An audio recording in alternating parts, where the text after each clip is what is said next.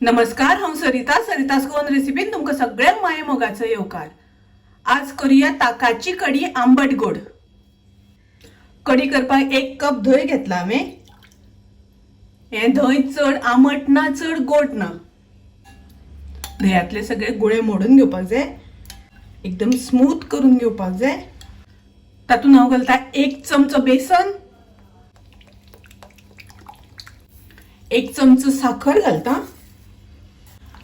हे सगळे मिक्स करून घेऊया। थोडेसे उदक घालता तातून अजिबात गुळे उरपाक जायना। अशें करून एकदम स्मूथ करून घेवपाक जाय।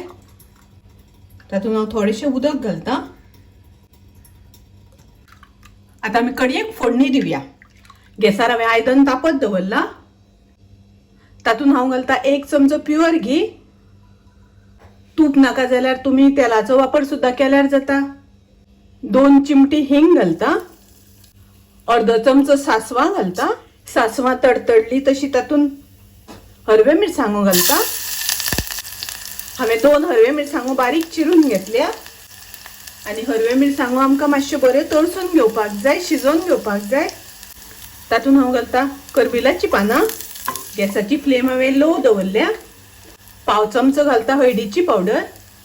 हळद नाका जाल्यार स्किप केल्यार जाता। गॅसाची फ्लेम हांवें लो दवरल्या आनी आता आमी तातून घालुया ताक।